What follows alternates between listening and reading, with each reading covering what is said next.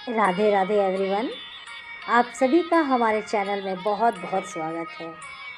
मेरे सभी बहनों को वट सावित्री व्रत पूजा की ढेरों शुभकामनाएं। उनका सुहाग इसी प्रकार से अखंड बना रहे, माता सावित्री की कृपा सदा सर्वदा बनी रहे। दोस्तों, आज की इस वीडियो में मैं आपको वट सावित्री की पूजा विधि करके दिखाने वाली हूँ। आप साक्षात वट वृक्ष के नीचे बैठ करके पूजा कर सकते हैं।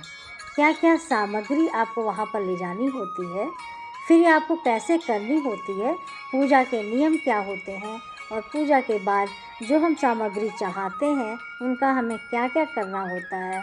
तो इससे पहले मैं वट सावित्री पूजा में हमें किसकी सामग्री की आवश्यकता होती है, घर पर वट सावित्री की पूजा आप कैसे कर सकते हैं, वट सावित्री के व्रत में यदि आपको वट वृक्ष ना मिले तो उसकी टहनी ना मिले तो किस प्रकार से पूजा कर सकते हैं, इससे रिलेटेड कई सारे वीडियो हैं जिनकी एक मैं प्लेलिस्ट बना दी हूँ। दोस्तों, ज्येष्ठ अमावस को वट सावित्री व्रत पूजा किया जाता है।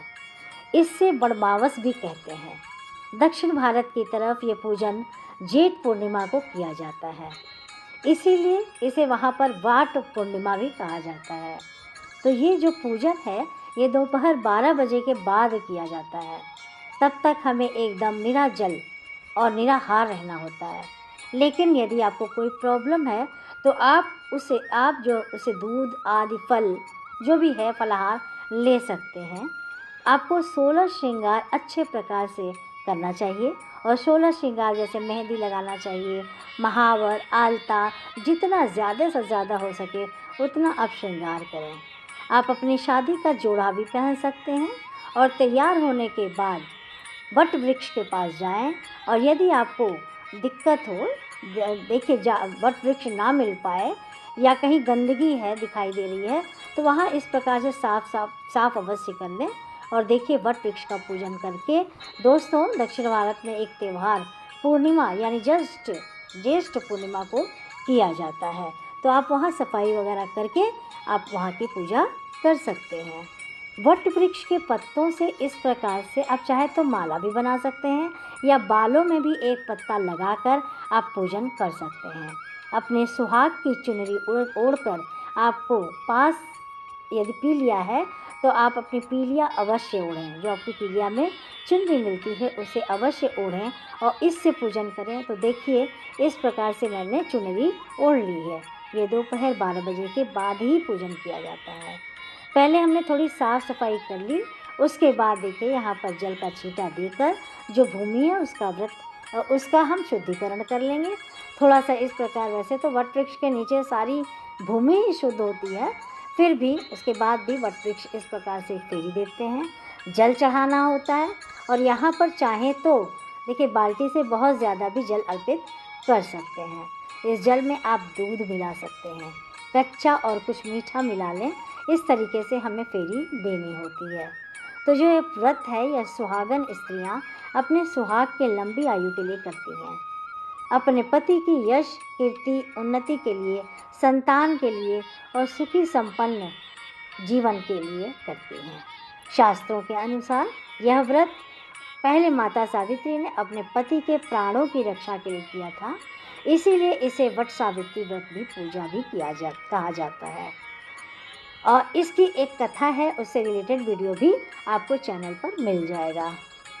स्वास्तिक बना लेना चाहिए। यहाँ पे हल्दी कुमकुम थोड़ा सा दल लेकर नीचे थोड़े से तिल डालकर एक कलश की स्थापना करें।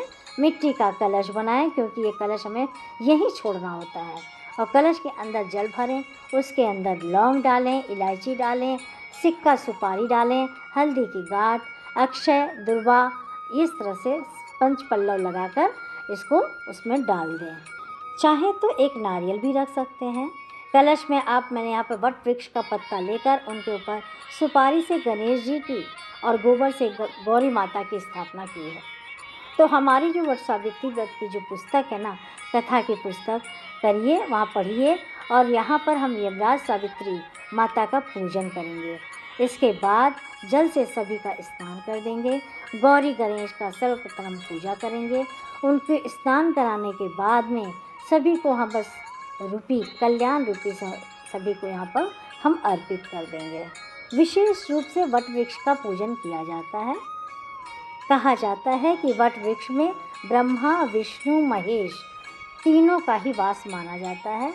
तो तीनों का ध्यान करते हुए आप इसका पूजन करें और त्रिदेव की मूर्तियां रख सकते हैं। यहाँ पर मिट्टी के बनाकर हम तीनों देवियों की मूर्तियों की स्थापना कर सकते हैं, जैसे कि सरस्वती, महालक्ष्मी, गौरी माँ से स्थापना करके और उनकी पूजा हम कर सकते हैं।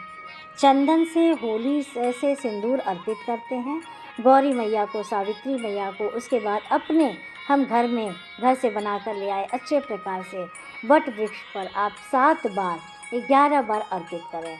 उसके बाद जो भी आप श्रृंगार की सामग्री लें उसको यहाँ पर चढ़ा दें। आप चाहें तो अपने उसी के लिए कोई चीज़ ले सकते हैं। माता को चढ़ाकर उसके बाद आशीर्वाद स्वरूप में आप उसमें से कुछ भी ले सकते हैं। दुर्गा चड्ढा दी है, जो फूल आपके पास उपलब्ध हो वहाँ अर्पित करें और वट वृक्ष के ऊपर आप चाहें तो वस्त्र भी अर्पित कर सकते हैं। 2 पंखे लिए जाते हैं, 2 पंखे अर्पित किए जाते हैं। तो बास्केट दलिया में रख करके सभी मौसमी फल लेकर आते हैं और अर्पित करते हैं। ज़रूर अर्पित करें आप फल पे। मीठे मीठे पूड़े बनते हैं, अर्पित करिए। अंकुरित वाले काले चने का भी बहुत ज़्यादा महत्व माना गया है, तो उसको भी अर्पित करेंगे। और इसके बाद पूजा करने के बाद वट वृक्ष की हवा करनी है और अगर आपने अर्पित किए हैं तो यहीं पे छोड़ दें और दूसरे को आप घर ले आकर अपने पति की सर्वप्रथम हवा करनी चाहिए। या फिर अगर आपके पास हस्बैंड आए हो तो वहीं आप इस पंखे से उसकी हवा कर दें। और आशीर्वाद स्वरूप सिंदूर भी हम लगाते हैं। आप अपने चुनरी के किनारे से उसके बाद उनसे सुहाग लिया जाता है। तो आप सुहाग 5 बार 7 बार अपनी मांग में भर सकते हैं, वहीं बैठकर वट वृक्ष के नीचे। और हाथ में काले चने लेके वट सावित्री व्रत की पुस्तक उठा करके आप उसकी कथा का श्रवण करें, पाठ कर सकते हैं। और इस तरह से जो कथा आदि किया जाता है, ये पूजन पूरे ग्रुप में किया जाता है। तो हो सके तो आप ग्रुप में ही इसका साथ में बैठकर पूजा विधि करें। आप कच्चे सूत से इस प्रकार से अटका दें और साइड में इस प्रकार से आप पूजन करें कि पूजन करते समय आवर्त सावित्री मैया का ध्यान कर सकते हैं, वट वृक्ष का आप ध्यान कर सकते हैं। ठीक है। और इस तरह से हम कच्चे सूत से फेरी देते हैं और फेरियां आप अपने हाथ में काले चने लेकर फेरियां कर सकते हैं। फिर आप पंखे से हवा करते हुए फेरियां करते रहिए। और फेरियां समय के हिसाब से 11, 21, 51 विशेष रूप से 108 फेरियों का नियम विधान माना गया है। लेकिन आपके पास जितना समय हो उतने समय पे आप कर सकते हैं। थोड़ी सी कपूर आप दिए में रखकर छोटा सा हवन अवश्य करें, क्योंकि अमावस का दिन होता है। हवन के अंदर सामग्री अर्पित करें, जो भी बॉक्स सामग्री है आप अर्पित करें और सभी देवी देवताओं का ध्यान करते हुए, पितृदेवों का ध्यान करते हुए इस प्रकार से छोटा सा हवन अवश्य कर दें। जल की आंच में नहीं कर दें। इसके बाद हाथ में थोड़े काले तिल लेके पिरोए का नाम लेकर आप तर्पण अवश्य करें, क्योंकि सावित्री मैया ने भी इसी तरह पितरों का तर्पण किया था, उनका ध्यान किया था, पूजन किया था। बाद में आरती करने के बाद में आप कुछ दक्षिणा अवश्य रूप से आप बांट दीजिए, दे दीजिए वट वृक्ष के नीचे। और इसके दिन अवश्य गले अवश्य रूप से लगना है।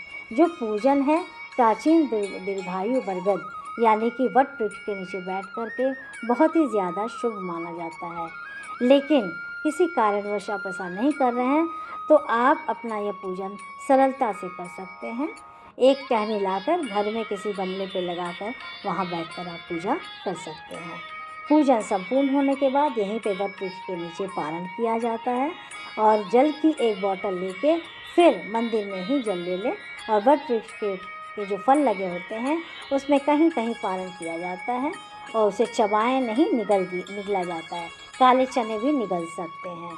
जो भी सामग्री हमने अर्पित करनी है उसका हमें क्या करना है, यदि आपने 2 पंक्ति अर्पित किए हैं तो 1 पंखा 2 पंखा अर्पित किया तो 1 पंखा आप वहीं छोड़ दीजिए, दूसरा आप लेते आइए। श्रृंगार का सामान भी वहीं पर छोड़ दीजिए। इस तरह से आपकी पूजा संपूर्ण होती है। वीडियो अगर अच्छी लगी हो तो ज़रूर लाइक सब्सक्राइब करें और बेल आइकॉन को प्रेस करें। धन्यवाद।